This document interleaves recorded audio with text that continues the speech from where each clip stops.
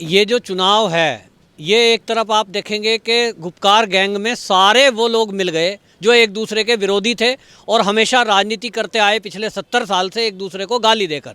पर्दे के पीछे जो एक नायक मैं देख रहा हूँ इस चुनाव में, उनका एक बहुत महत्वपूर्ण रोल है और वह है अजीत डोभाल। उन्होंने लोगों के अंदर सुरक्षा की गारंटी, उसका विश्वास जमाया सुरक्षा बलों का, कि सुरक्षा बल जिनको बदनाम किया जा रहा था अक्सर कि सुरक्षा बल तो वहाँ कश्मीरियों के साथ बलात्कार कर देते हैं, उनको ज़बरदस्ती घर में घुस जाते हैं, उनको मार देते हैं, ऐसा इन्होंने बदनाम करने की कोशिश की थी। कुछ ऐसे जो मीडिया वाले भी हैं उसमें मिले हुए थे जिनको हम कहते हैं लुटियन जोन, वो भी बदनाम करने में लगे थे। कुछ मानव अधिकार संगठनों के नाम पर बदनाम कर रहे थे। वो सब लोग जो बदनाम करने में लगे थे सुरक्षा बलों को, उनका विश्वास ये अजीत डोभाल जी के कारण बना। और इसलिए हमने पिछले दिनों तस्वीर देखी कि अजीत डोभाल गली मोहल्ले में खड़े होकर वहाँ बिरयानी खा रहे हैं वहाँ के नागरिकों के साथ। स्पेशली कश्मीर के मुसलमानों ने जो 70 साल से आतंकवाद से प्रभावित हैं, उन्होंने बता दिया कि हमारा मोदी में विश्वास कितना है। और आपको बताऊं कि ये सारे लोग मिलकर चुनाव लड़े थे। ये ऐसा हो गया कि एक अखाड़े में एक तरफ एक पहलवान है, दूसरी तरफ 15 पहलवान है। 15 मिलकर एक को चित करने की कोशिश कर रहे थे, लेकिन वो कर नहीं पाए। तब भी बीजेपी सबसे बड़ी पार्टी बनकर निभरी है। कश्मीरियों ने भी मोदी जी के ऊपर विश्वास जताया है। आगे आने वाले सभी चुनाव, और आप पीछे जो चुनाव हुए हैं अभी तक, उनमें आप देखिए मोदी ही मोदी है, एक ही लहर है। सारे भी मिल जाएं तो भी भाजपा को आगे बढ़ने से, सत्ता में आने से रोक नहीं सकते। नमस्कार, स्वागत है आपका हमारे चैनल पर। मैं हूं आपके साथ शिप्रा सैनी। जम्मू कश्मीर के डीडीसी चुनाव में बीजेपी सिंगल लार्जेस्ट पार्टी बनकर उभरी है। इससे ये तो तय हो गया है कि जम्मू कश्मीर की जनता दरअसल आतंकवाद, अलगाववाद और देशद्रोही ताकतों को छोड़कर अब विकास की राह पर दौड़ पड़ी है। वहीं गुपकार गैंग भले ही जम्मू कश्मीर में कुछ सीटों से लीड कर गया हो, लेकिन बीजेपी ने वहां इतिहास रच दिया है। और इसी पर बातचीत करने के लिए हमारे साथ जुड़े हैं राजनीतिक विश्लेषक पवन त्यागी जी। त्यागी जी, आपका बहुत बहुत स्वागत है हमारे चैनल पर। मेरा सबसे पहला सवाल आपसे यही कि आखिर ये इतिहास बीजेपी ने कैसे रच दिया, ऐसा चमत्कार कैसे हो गया? देखिए, ये जो चुनाव है, ये एक तरफ आप देखेंगे कि गुपकार गैंग में सारे वो लोग मिल गए जो एक दूसरे के विरोधी थे और हमेशा राजनीति करते आए पिछले 70 साल से एक दूसरे को गाली देकर। सारे इकट्ठे होकर वो चुनाव के मैदान में उतरे, जिस चुनाव को वो बहिष्कार तक करने की बात बोल रहे थे। इस चुनाव में भाजपा सिंगल लार्जेस्ट पार्टी बनकर कैसे उभरी, ये कोई एकाएक चमत्कार नहीं है। इसके पीछे भाजपा की एक सोच और मोदी जी में लोगों का विश्वास और उनका विकास का नारा कि सबका साथ सबका विकास। आप देखिए 2018 में ग्राम सभा के जब चुनाव होने थे, राष्ट्रपति शासन लगा हुआ था कश्मीर में, और उस राष्ट्रपति शासन में उस समय ये सारे विपक्षी दल ये चुनाव का बहिष्कार कर रहे थे। कह रहे जी ऐसे माहौल में चुनाव कैसे होगा, यहाँ तो केंद्र की सरकार है और हमारी तो कहीं चल ही नहीं रही है, हम बहिष्कार करते हैं, घाटी में कोई भी चुनाव ना लड़े। लेकिन उनके उस बहिष्कार के विरोध के बावजूद लोग मैदान में आए, चुनाव हुआ, लोगों ने उस चुनाव में हिस्सा लिया। भले ही वोट प्रतिशत कम था, क्योंकि अलगाववादी और ये गुपकार गिरोह सारे के सारे लोग डराने और धमकाने में लगे थे। लेकिन उसके बाद रिजल्ट क्या हुआ? उसके बाद रिजल्ट ये हुआ कि जो भी ग्राम पंचायतों के जरिए विकास होना पेंडिंग था, पिछले 70 साल में लूट खसूट मची हुई थी, ग्राम सभाओं को एक्टिव नहीं किया गया था, उनको अधिकार नहीं दिए गए थे, केवल मुख्यमंत्री और मंत्री कमाएंगे खाएंगे, इस तरह की नीति चल रही थी। ग्राम सभाएं निष्क्रिय पड़ी थी, उनको पावर मिली और केंद्र से सीधा पैसा ग्राम सभाओं को मिला और ग्राम सभाओं ने जो जो काम पेंडिंग थे वो करने शुरू किए। और उसका नतीजा क्या हुआ? उसका नतीजा ये हुआ कि एक साल के अंदर जब लोकसभा का चुनाव 2019 में आया, तब तक गांव-गांव में बिजली, गांव-गांव में रास्ते और कई जगह विकास के और पानी की सुविधा, ये सब वहाँ पहुँचने लगी। लोगों को अंतर पता लगा कि ये अभी तक जो लोग राज कर रहे थे पिछले 70 साल से, कभी नेशनल कॉन्फ्रेंस, कभी पीडीपी, कभी कांग्रेस गठबंधन, ये लोग तो ये कह रहे थे कि ये भाजपा है, ये मोदी है, ये मुस्लिम विरोधी है, ये तुमको खा जाएगा, ये तो विदेश में भगा देगा और हम तुम्हारे अच्छे हितैषी हैं, हम कश्मीर को आज़ाद कराएंगे, हमारे लिए पत्थर उठाओ हाथ में, हमारे लिए बंदूक उठाओ हाथ में। नतीजा आतंकवाद। लेकिन आज जब मोदी सरकार आई है और उसने 1 साल के अंदर ग्राम सभाओं को इतना सशक्त कर दिया कि उनके माध्यम से सीधा हम लोग अपने गांव में खुद पैसा खर्च कर रहे हैं, हमारे जरिए खर्च हो रहा है, पारदर्शिता है। और इसलिए उनको लगा कि विकास का एक रास्ता तो यही सही है कि हम खुद अपने गांव का विकास करें। और ये मोदी जी अगर इस विकास के फंडे पर कश्मीर को लाना चाहते हैं तो इससे बेटर कोई बात हो नहीं सकती। तो 2019 के लोकसभा चुनाव में वोट प्रतिशत बढ़ा, लेकिन उस समय भी जो आतंक प्रभावित क्षेत्र हैं उन आतंक प्रभावित क्षेत्रों में अलगाववादी ताकतें, पाकिस्तान परस्त आतंकवाद, उनके भय के कारण लोग घरों से नहीं निकले और कई जगह तो 1, 2, 3% तक ही केवल वोट पड़ा। तब भी पाकिस्तान चिल्ला चिल्ला के कह रहा था कि देखो जी, ये जो भारत का संविधान है इसमें कोई आस्था नहीं रखता है, कश्मीर के लोग तो आज़ादी चाहते हैं। और देखिए वोट नहीं हुआ, वोट प्रतिशत बेशक कम रहा, लेकिन ग्राम सभा मजबूत हुई, लोगों का विश्वास जमा और ग्राम सभा के जो चुनाव थे लोकसभा में उससे ज़्यादा वोटिंग हुई। तो ग्राम सभाओं को मजबूत करना, विकास करना और वहाँ शांति बहाली के प्रयास में अजीत डोभाल जी को कभी नहीं भूलना चाहिए कि अजीत डोभाल वो नाम है कि उन्होंने घाटी में घरों में जा जाकर लोगों से व्यक्तिगत रूप से मिल मिलकर और लोगों के अंदर जो विश्वास जमाया। इस पर्दे के पीछे जो एक नायक मैं देख रहा हूँ इस चुनाव में, उनका एक बहुत महत्वपूर्ण रोल है और वह है अजीत डोभाल। उन्होंने लोगों के अंदर सुरक्षा की गारंटी, उसका विश्वास जमाया सुरक्षा बलों का, कि सुरक्षा बल जिनको बदनाम किया जा रहा था अक्सर कि सुरक्षा बल तो वहाँ कश्मीरियों के साथ बलात्कार कर देते हैं, उनको ज़बरदस्ती घर में घुस जाते हैं, उनको मार देते हैं, ऐसा इन्होंने बदनाम करने की कोशिश की थी। कुछ ऐसे जो मीडिया वाले भी हैं उसमें मिले हुए थे जिनको हम कहते हैं लुटियन जोन, वो भी बदनाम करने में लगे थे। कुछ मानव अधिकार संगठनों के नाम पर बदनाम कर रहे थे।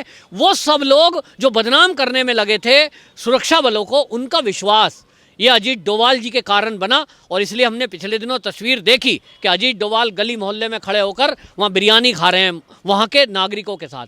तो एक सरकार का विश्वास बना कि एक NSA चीफ है वो भी हमारी सुरक्षा के लिए यहाँ आया है, आतंकवाद मुक्त करने के लिए कश्मीर घाटी के लिए मोदी सरकार कृत संकल्प है और ये हमारे भले में है। हमारे बच्चे हथियार छोड़कर, पत्थर छोड़कर कल को नौकरी पाएं, डॉक्टर बने, इंजीनियर बने, कौन नहीं चाहेगा। और इसलिए लोगों का विश्वास जमा और इसीलिए आप देखिए वोट प्रतिशत आतंकवाद प्रभावित क्षेत्रों में भी बढ़ा है। मोदी का विश्वास और विकास का साथ, सबका विश्वास, इस पे लोगों ने मोहर लगाई है। पवन त्यागी जी, आपने बिल्कुल सही कहा कि आतंक प्रभावित जो क्षेत्र हैं, फिर चाहे वो पुलवामा हो, सोपोर हो या फिर बांदीपुरा हो, उनमें वोटिंग परसेंटेज है वो बढ़ा है। लोगों में जो आतंकवाद का डर था वो कहीं ना कहीं दूर हुआ है। उसका ही नतीजा है कि ये वोटिंग परसेंटेज वहाँ पर देखा गया है इतने ज़्यादा बड़ी संख्या में। इससे पहले ये मुमकिन नहीं हो पाया था और आप इसको किस नज़रिए से देखते हैं? देखिए, मेरे पास कुछ आंकड़े हैं। वहाँ के पुलवामा में 28% वोट पड़ा है और ये पुलवामा वो है जहां आए दिन धमाके होते हैं, सुरक्षा बलों पे भी हमला हो जाता है। तो सुरक्षा बल जो सुरक्षा में लगे थे उन्होंने गारंटी दी कि आप घर से निकलिए, वोट डालिए, आतंकवादियों को हम देखेंगे। तो तब भी 28% वोट बहुत ज़्यादा है। शोपिया में जहां लोकसभा का पिछला चुनाव था वहां मात्र 3% वोटिंग थी, लेकिन अब DDC के चुनाव में 17.5% वोट पड़ा। पुलवामा में जहां लोकसभा के चुनाव में मात्र 1.1% वोट पड़ा था, वहां आज 7.5%, माने 7 गुना वोटिंग हुआ है। सोपोर में 23% वोट हुआ है। बांदीपुरा में 51.7% वोटिंग हुई, जहां लोकसभा में मात्र 23% वोटिंग हुई थी। और गांदरबल में 43% वोटिंग हुई, जहां केवल 10% वोटिंग हुई थी लोकसभा के चुनाव में। ये जो क्षेत्र हैं जो मैंने वोट प्रतिशत बताया, ये वो एरिया हैं जहां आतंकवादी पीक पर हैं, जहां ये गुपकार गैंग वाले लोग खुद आतंकियों की भाषा बोलते हैं और ये लोगों को डराने धमकाने का काम करते हैं। ये चुनाव का बहिष्कार करते हैं। इन्होंने इस बार भी चाल चलने की कोशिश की कि देखो भाई, जो ये चुनाव है इसमें कोई भाग मत लो और जब तक कि यहाँ सरकार ना बन जाए, क्योंकि ये चाह नहीं रहे थे कि केंद्र का सीधा पैसा लोगों के खाते में आए और वो विकास करेंगे। तो विकास का बयार जो कश्मीर में बहनी चाहिए थी, 70 साल से इन्होंने रुकावट डाली, आतंकवादों को बढ़ावा किया इन्होंने, लोगों के हाथ में पत्थर थमाए, वो कैंसिल हो जाएगी इनकी जो योजना है।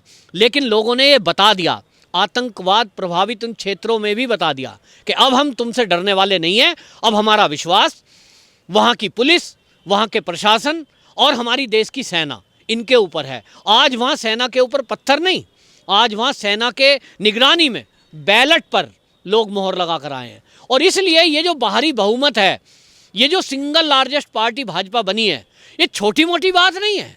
ये आप उन लोगों को देखिए जो अभी तक भाजपा को मुस्लिम विरोधी कहकर पूरे देश में प्रचार कर रहे थे और मुसलमानों को सीए के नाम पर भी पूरे आंदोलन करके डराने की कोशिश कर रहे थे।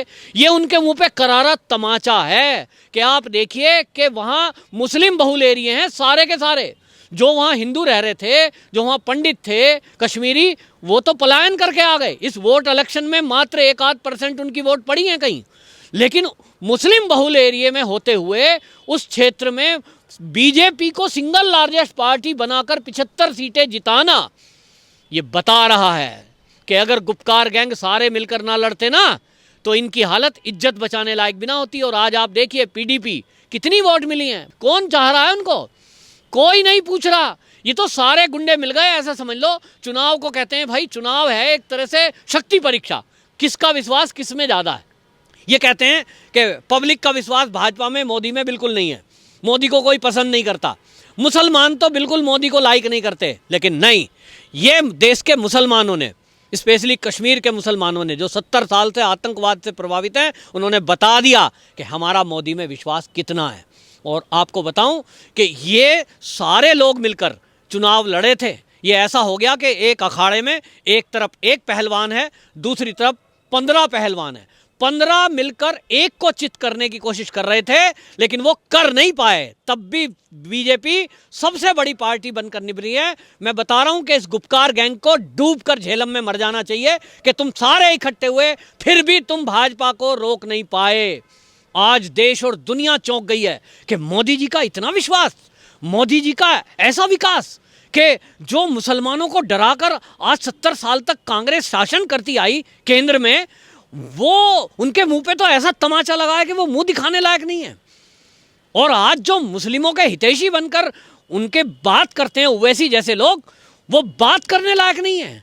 क्या मुंह दिखाएंगे देश में मुसलमानों को, जिनको वो डरा डरा कर आज तक राजनीति करते आए। और आपको बता रहा हूं कि ये चुनाव, अगले आने वाले चुनाव में ये रास्ता दिखा रहा है, ये मुसलमानों को भी बता रहा है कि आप देखिए, आपके भाइयों ने विकास का रास्ता चुना, आतंक को छोड़ा, ईंट को छोड़ा, पत्थर को छोड़ा, तो आज उनके हाथों में मजबूती आई है। मोदी जी खुद थोड़ा ही शासन करने जाएंगे।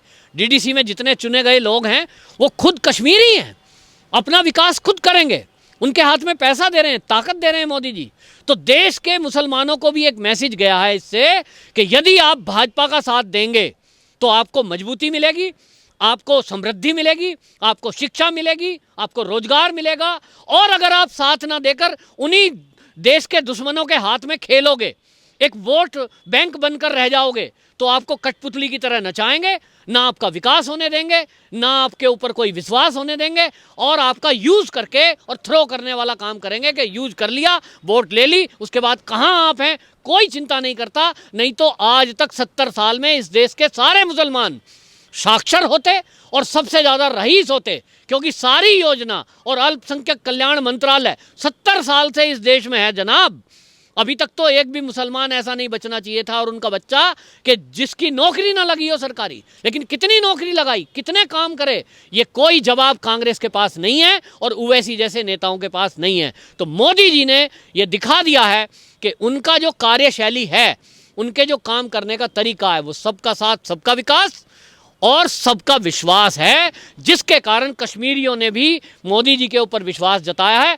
आगे आने वाले सभी चुनाव, और आप पीछे जो चुनाव हुए हैं अभी तक, उनमें आप देखिए मोदी ही मोदी है, एक ही लहर है। सारे भी मिल जाएं तो भी भाजपा को आगे बढ़ने से, सत्ता में आने से रोक नहीं सकते। तो जम्मू कश्मीर का जो ये चुनाव था उसने ये तो साफ कर दिया है कि अब डराने धमकाने की नीति वहां नहीं चलने वाली है। बीजेपी सिंगल लार्जेस्ट पार्टी बनकर वहां उभर चुकी है। और मुझे दरअसल बीजेपी नेता शहनवाज हुसैन का एक बयान याद आ रहा है। उन्होंने ये कहा है कि दरअसल जम्मू कश्मीर में जो डीडीसी चुनाव हुए हैं वो एक सिर्फ झांकी है और जम्मू कश्मीर के जो विधानसभा चुनाव है वो अभी बाकी है। यानी उसमें देखना होगा कि आखिर नतीजा क्या निकलता है और किस तरीके से ये जो गुपकार गैंग है ये मुंह दिखाने लायक भी वहां नहीं बचेगा। पवन त्यागी जी, आपका बहुत बहुत धन्यवाद हमारे साथ जुड़ने के लिए।